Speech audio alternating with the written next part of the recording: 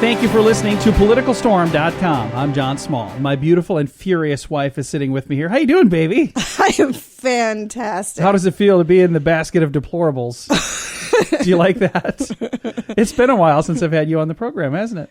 Has. Welcome back. It has. Well, I get so tired of hearing you beg and cry, and I thought, beg fine, and I'll come and do get you another on the show? I see. Podcast. I thought you were talking about something else. I was like, that doesn't happen until later in the evening. So. That gets old, too. No, moving right back to the business at hand. A couple of things. These are headlines that I've ripped from our radio program. When we do our show on the radio, we don't ever talk politics because we don't want to polarize people. And I'll tell you, if ever there was I want to polarize no, people. you don't. You don't let me polarize I won't let you. people. Because we're on a bunch of music stations that are not political. So when we do talk politics, we usually have people get a little frustrated with us. So we don't get that outlet, but we do right here at PoliticalStorm.com. And it's not that we don't have opinions. We have opinions. And I have opinions. Here we get to actually share those opinions. But I've been pulling these headlines over the last 4 or 5 days here. And first one says, nearly 1/4 of voters say the presidential debates may make up their minds for them on who they're going to vote for. Do you think there are really people right now that are going, I just can't decide. They're equal, really. I don't know who I'm going to vote for.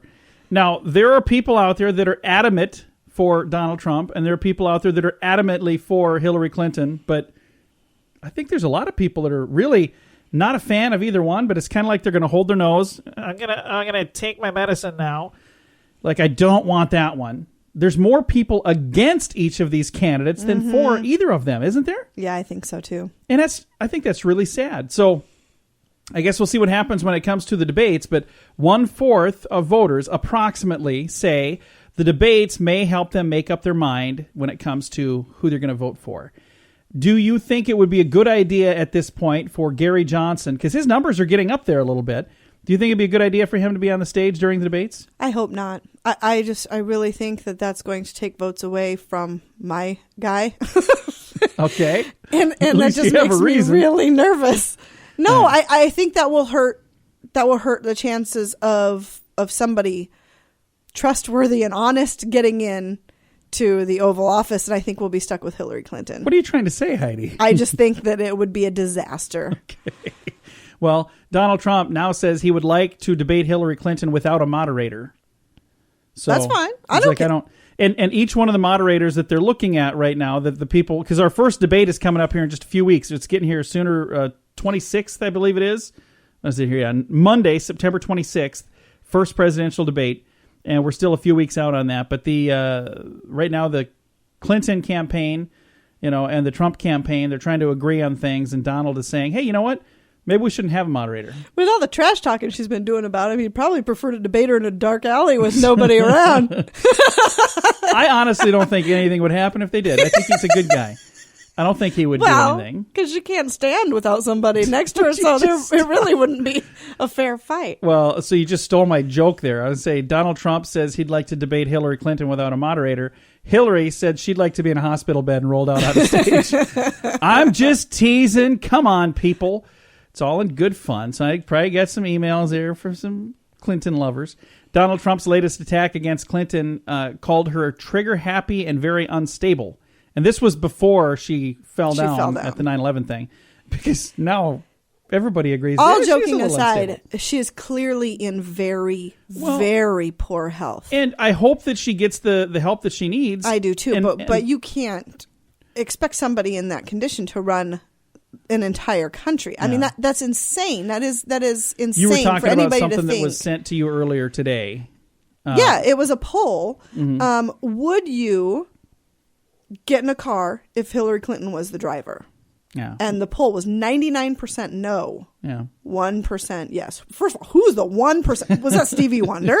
I mean, your chances are a little better if the person is blind in the passenger seat. It's like, well, it's better than if I'm driving, I suppose. If it's a blind person, I could see them saying, yeah, I'd roll the dice on Hillary. That's probably better than me. But anybody else. Her name is Heidi, Heidi. I'm not saying that there's anything wrong with Stevie Wonder. I love Stevie Wonder. We play him all the time on our radio station. I think he's fantastic. Nothing. I'm just saying, if you're going to have to choose between a blind person or a person like Hillary Clinton, Hillary's probably the better choice. But other than that particular scenario, I don't think. So if you can't trust her to drive a car, how can you trust her to run a country? It was a brilliant analogy. I absolutely interesting loved analogy. it. Moving on to the next headline. Donald Trump and his daughter Ivanka Trump will sit down with Dr. Oz on Thursday, September 15th. The Republican presidential nominee will talk about his own personal health regimen. And so Trump is going to be seeing Dr. Oz this week, and Hillary is going to be seeing whatever doctor it is that she's been seeing this week. So Dr. Oz, I think, is probably the one that I'd go with there. I wonder if the subject of Hillary is going to come up while he's talking to Dr. Oz. Why wouldn't it? I just think that's unfair. That's taking an unfair. This was scheduled before. I got this like Friday. So this was scheduled before she fell down. This is scheduled before all of that. So he was already planning on being there. But they were going to be talking about his own personal health. So Dr. Oz, I wonder if Dr. Oz has invited Hillary. Hopefully he has. I've never even watched the show. I've seen like clips of it on the internet. I've never watched it. There are people that like that dude. Yeah. Friends at Gallup released another poll. If you're a member of Congress, you might want to cover your ears. 15% approve the job Congress is doing. 81% disapprove. That leaves, what is that? 4% that don't know what to think. Do you approve or disapprove? I don't know. I'm a member of Congress, so I'd like to just stay out of this one. So what do you think about that? 81% disapproval rating. I adamantly disapprove of Congress, so I agree with that completely. They have done nothing. We elected people to represent our party that went in there. We've had majority control for how long? And they've done nothing with it. And they did nothing to stop the crap that Obama has pushed through. Nothing. That is what we brought them there for. And they've not done any of it. All right. It's infuriating. You heard it here first.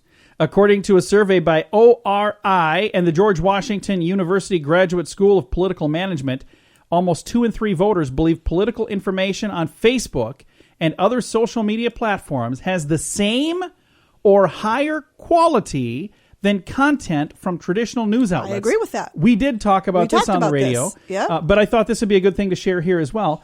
So 2 in 3 voters think that what you read on Facebook is just as good as what you get from the mainstream media. Because what you get from the mainstream media is garbage. Well, and here's the thing I have to say. At one point in time, it used to be news. Yeah, but now it's not. It's no longer news. What it is some opinion piece that's disguised as news. Mm-hmm. And that, I think, is wrong. This has never been disguised as news. This is a podcast. Mm-hmm. It's not a newscast. It's a podcast where it's, we get to have our opinion on things. We can talk about our opinions. But that's what the news has become, is opinions. You can have an opinion, too. You can sign up at politicalstorm.com. You can also share your opinion. That's the wonderful thing about that website. Mm-hmm. It's not my website. I just do a podcast, and I post it there, like you can. Last thing here, and because I want to know if you think this has anything whatsoever to do with the election, because this was just released. How much of the glitz and glamour of the Miss Universe pageant is real? Not much. What the heck are we talking about this for? Because we'll get to it. Michael Schwant, a choreographer of many of the pageants, scrutinized the competition and revealed that Donald Trump is allegedly fixing the competitions. Oh, good Lord. Schwant recently just decided, hey, now's a good time to talk about this.